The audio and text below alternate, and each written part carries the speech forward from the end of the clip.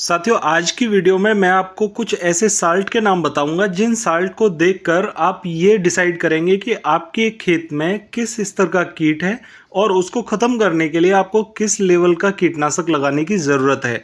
इससे आपको एक फ़ायदा देखने को मिलेगा कि आपके खेत में अगर कीट छोटा है तो आप उसी लेवल का कीटनाशक लगाएंगे, न कि उसके लिए आप 4 गुना या 6 गुना पेमेंट पे करेंगे। तो साथियों, आज की वीडियो में बात करने जा रहा हूँ, जैसे हमारे खेतों में कीट लग जाता है तो कीट लगने के बाद हमें याद आता है कि कोराजन हमें लगाना चाहिए या हम फर्टेरा लगाते हैं और कोराजन और फर्टेरा के रेट में जस्ट डबल का फर्क आ जाता है। साथियों, ऐसा कोई कीटनाशक हमारे सामने नज़र नहीं आता जिसे हम लगा के अपने उस कीट को ख़त्म कर सकें और थोड़ा कम पेमेंट हमें पे करना पड़े। आज की वीडियो में ऐसे ही 2 साल्टों के नाम आज मैं आपको बताने जा रहा हूं और बिल्कुल उन्हें लिख लीजिए। अगर उनका इस्तेमाल आप करेंगे तो ना तो आपको फर्टेरा की ज़रूरत पड़ेगी और फर्टेरा के रेट में ही आपको अच्छे कीटनाशक मिल जाएंगे जिसमें कि आपको कोराजन जैसा रिजल्ट मिल सकता है। तो साथियों, आज की वीडियो में मैं टॉपिक लेकर आया हूँ सिजेंटा एम्प्लीगो का, कि ये सिजेंटा का एम्प्लीगो होता क्या है और इसके फ़ायदे हमें क्या क्या मिल सकते हैं, फसलों में ये क्या कार्य करता है, किन किन फसलों में हम इन्हें लगा सकते हैं, किन किन रोगों को नियंत्रित कर सकता है और इसके उपयोग करने का सही तरीका क्या है और सही मात्रा क्या है, इसका पैक साइज़ क्या रहता है और इसके रेट क्या क्या रहते हैं। तो आज की वीडियो में यही सब जानकारी लेकर मैं हाजिर हुआ हूँ, तो बने रहिए वीडियो में। आइए शुरुआत करते हैं इस वीडियो की। सबसे पहले जान लेते हैं कि सिजेंटा एम्प्लीगो है क्या। साथियों, सिजेंटा एम्प्लीगो एक ब्रॉड स्पेक्ट्रम सिस्टमेटिक कीटनाशक है। जैसे कि कोराजन कीटनाशक है वैसे ही ये एम्प्लीगो कीटनाशक है, और जैसे फटेरा कीटनाशक है ये फटेरा की ही तरह का कीटनाशक है। फर्क इतना है कि फटेरा के अंदर 0.4% क्लोरेंट्रानिलीप्रोल होता है जो कीटनाशक साल्ट है, इंग्रेडिएंट है, और कोराजन के अंदर 18.5% क्लोरेंट्रानिलीप्रोल होता है। लेकिन एम्प्लीगो के अंदर 9.5% यहाँ क्लोरेंट्रानिलीप्रोल है और उसके साथ में लैम्डा 5% है। लैम्डा कीटनाशक जबरदस्त कीटनाशक है अपने आप में, और क्लोरेंट्रानिलीप्रोल हमें 9.5% मिल रहा है। तो साथियों, ये फटेरा से तो कई गुना मजबूत डोज है, कोराजन से थोड़ी हल्की ज़रूर है, लेकिन इसके रिजल्ट ज़बरदस्त है क्योंकि इसके अंदर लैम्डा भी पड़ा हुआ है। क्लोरेंट्रानिलीप्रोल अंदर एंट्री करने वाली जो गिडार होती है उसे ख़त्म कर देता है, लार्वा जनित कीट को ख़त्म करता है, और लैम्डा हमारे जितने भी उड़ने वाले एफिड कीट्स होते हैं, वाइट फ्लाई वगैरह, उन्हें तुरंत ख़त्म कर देता है।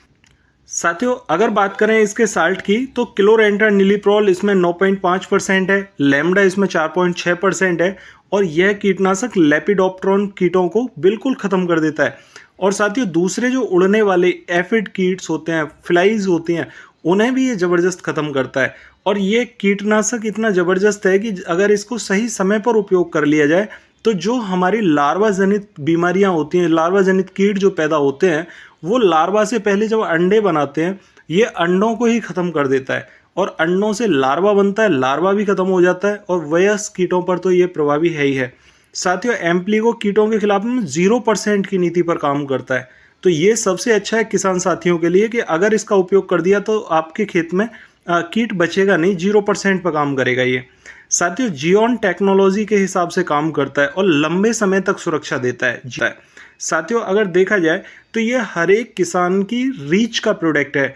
किसान की रीच से मतलब, अगर मानो आपके पास में 3 बीघा ज़मीन है और किसी किसान के पास में 300 बीघा ज़मीन है, तो ये 3 बीघा ज़मीन वाले किसान के लिए भी इनका 25 ml का पैक है, और 300 वालों के लिए भी इनके पास में 1 kg और 1 लीटर तक का पैक है।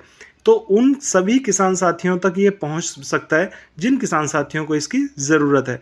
तो और साथियों, अगले टॉपिक में जान लेते हैं कि इसका उपयोग हम किन किन फसलों में कर सकते हैं। तो फसलों में इसका उपयोग हम लंबी अवधि की जो फसलें हैं, जैसे गन्ना है, कपास है, अरहर है, इनमें हम उपयोग करें, बहुत अच्छे रिजल्ट आएंगे।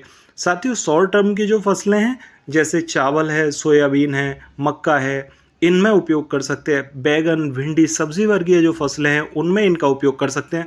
तो इनमें हमें बहुत अच्छे रिजल्ट इनके देखने को मिलेंगे। अगर बात करूं कि किन किन रोगों में ये कार्य करता है, तो साथियों, गन्ने में जितना भी जैसे फसल उग के आती है तो ये पौधे के बराबर में अंडे रखना शुरू कर देते हैं, और अंडे जब रखने शुरू हो जाते हैं और उसी समय पर लगभग 25 से 30 दिन की जो स्टेज होती है गन्ने की, अगर हम उसी में स्प्रे इसका कर दें तो वो लार्वा पैदा ही नहीं होगा, और वो वहीं का वहीं ख़त्म हो जाएगा, बशर्ते कि हमें सही समय पर सही स्प्रे इसका करना होगा।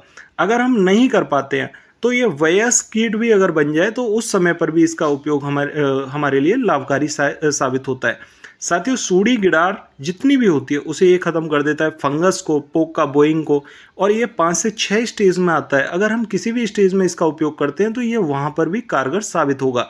साथियों, 30 से 45 दिन की स्टेज में इसका स्प्रे हमारे लिए बहुत ज़्यादा कारगर होगा, और 55 से 65 दिन पर अगर हम इसका दूसरा स्प्रे कर देते हैं तो इसका जो समय सीमा है वो और ज़्यादा बढ़ जाती है और ये कीट को आने नहीं देता। साथियों, कपास में वॉलवर्म जितने भी कीट होते हैं उन्हें ये ख़त्म कर देता है। सोयाबीन में गर्डल बीटल आता है, बहुत ज़बरदस्त कीट है और वो फसल के लिए बहुत नुकसानदायक है। सेमी लूपर है, स्टेम फ्लाई है, इनको बिल्कुल ख़त्म कर देता है। साथियों, चावल धान की फसल में तना छेदक आज की डेट में इतना खतरनाक हो गया है कि अब किसान साथी यहाँ पर वर्टाको और कोराजन जैसी दवाओं का इस्तेमाल कर रहे हैं। उनके लिए ये एक बीच का मध्यम प्रोडक्ट है जो कि कोराजन जैसे रिजल्ट दे सकता है और उस गिडार को ख़त्म करने में ये 100% प्रभावी है।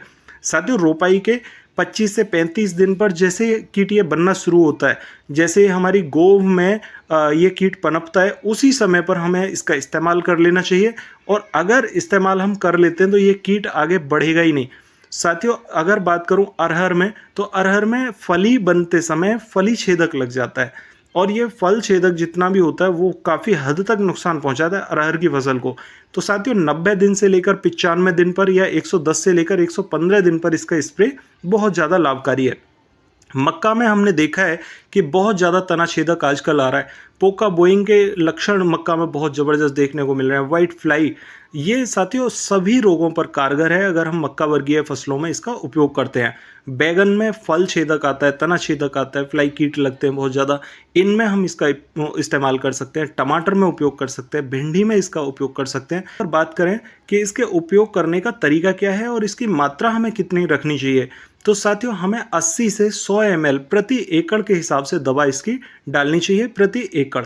और अगर बात करें कि इसकी पैकिंग कितने कितने ml में आती है, तो इसकी पैकिंग 25 ml में भी है और 80 ml में भी है, 100 ml में भी है, 200 ml है, 500 ml है और 1 लीटर तक है।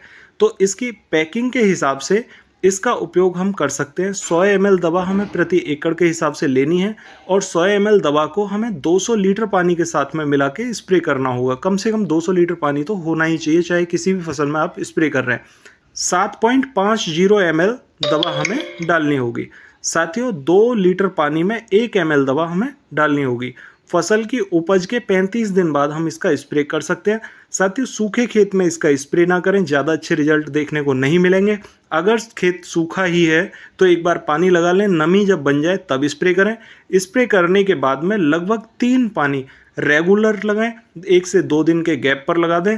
उससे आपकी फसल में ज़्यादा अच्छी ग्रोथ देखने को मिलेगी, फुटाव अच्छा देखने को मिलेगा और खेत में गिडार नाम की चीज़ देखने को नहीं मिलेगी।